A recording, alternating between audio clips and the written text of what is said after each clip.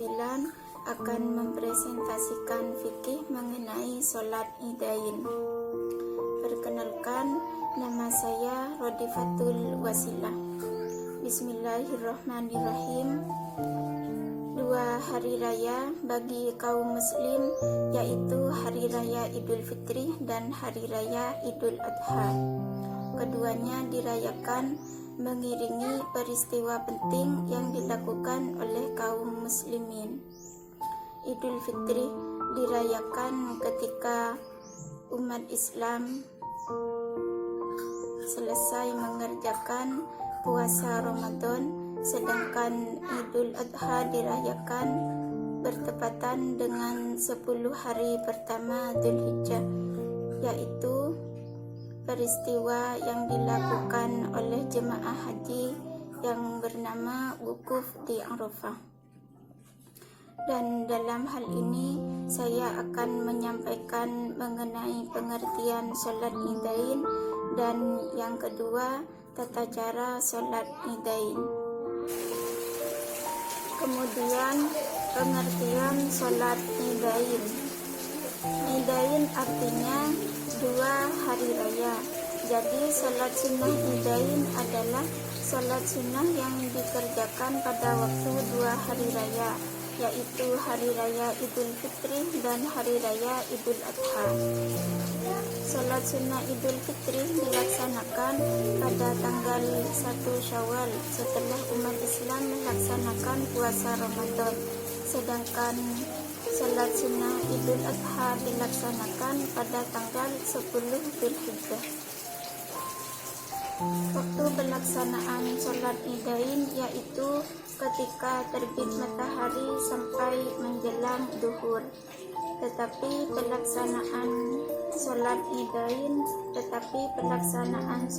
Idul Fitri lebih utama dilaksanakan pada waktu siang bagi orang yang belum menunaikan zakat fitrahnya untuk segera membayarkannya.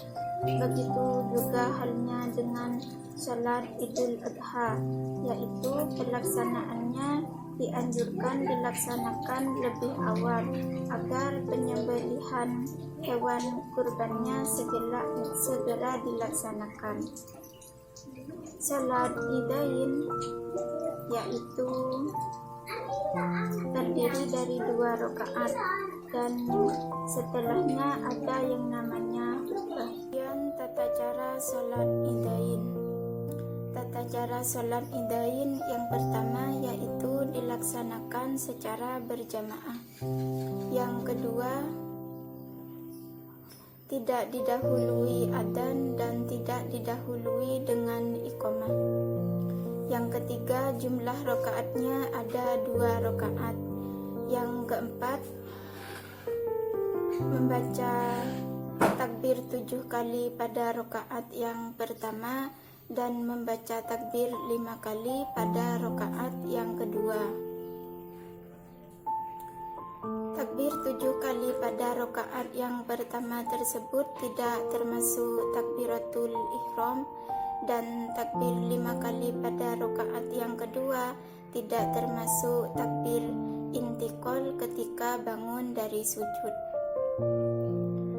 Kemudian takbir 7 kali pada rakaat yang pertama dibaca ketika sudah membaca iftitah.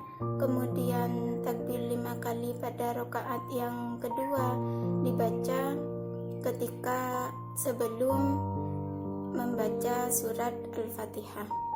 Dan di sela-sela membaca takbir 7 kali dan takbir 5 kali tersebut, kita dianjurkan melafadzkan kalimat subhanallah walhamdulillah wa la ilaha illallah wallahu akbar.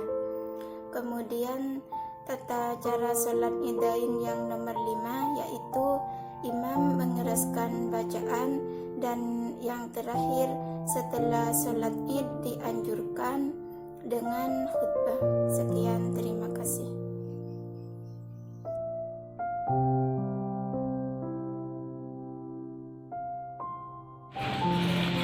Assalamualaikum warahmatullahi taala wabarakatuh. Saya Hovifah dari kelompok 9 akan menjelaskan tentang landasan hukum sholat Id. Hukum sholat Idain atau dikenal dengan sholat Idul Fitri dan Idul Adha adalah sunnah muakkad atau muakkadah. Karena sholat wajib itu adalah sholat 5 waktu sebagaimana ditegaskan dalam hadis-hadis sahih, dan tidak ada dalil khusus yang menegaskan wajibnya sholat Idain serta tidak ada sanksi bagi orang yang meninggalkannya. Hadis-hadis dimaksud adalah Bismillahirrahmanirrahim.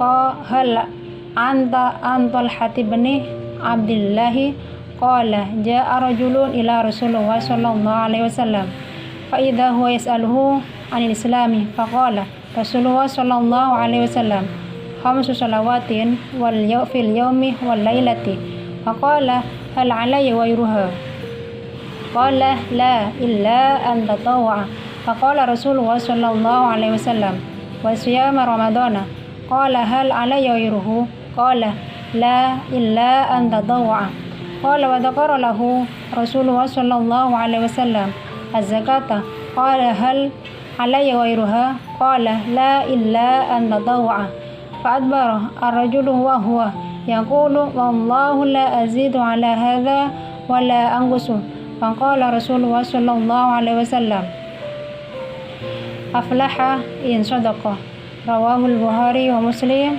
wa Abu Daud wa Nasa'i, yang artinya dari Thalhah ibni Abdillah diriwayatkan bahwa ia berkata, seorang laki-laki datang kepada Rasulullah SAW lalu serta-merta bertanya kepada beliau tentang Islam. Lalu Rasulullah SAW menjawab, 5 sholat diwajibkan sehari semalam. Ia bertanya lagi, apakah ada kewajiban sholat lainnya? Rasulullah SAW menjawab, tidak, kecuali sholat tatawu atau sholat sunnah. Rasulullah SAW kemudian meneruskan juga diwajibkan puasa Ramadan. Lalu ia bertanya lagi, apa ada kewajiban puasa lainnya? Rasulullah SAW menjawab, tidak, kecuali puasa tatawu atau puasa sunnah. Abu Thalhah melanjutkan, lalu Rasulullah SAW menyebutkan kewajiban membayar zakat. Orang itu bertanya lagi, apa ada kewajiban pembayaran lainnya? Rasulullah SAW menjawab, tidak, kecuali infak atau tatawu. Lalu laki-laki itu pergi sambil berkata, demi Allah, saya tidak akan tambahi dan kurangi. Kemudian Rasulullah SAW berkata, orang itu beruntung jika dia benar. Hadis diriwayatkan oleh Al-Bukhari, Muslim, Malik, Abu Daud, dan An-Nasa'i.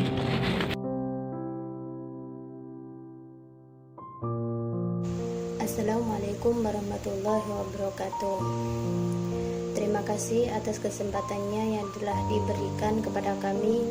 Saya, Ani Amuzakiyah, akan melanjutkan presentasi dari saudara Rodifatul Wasilah dan juga Khofifah,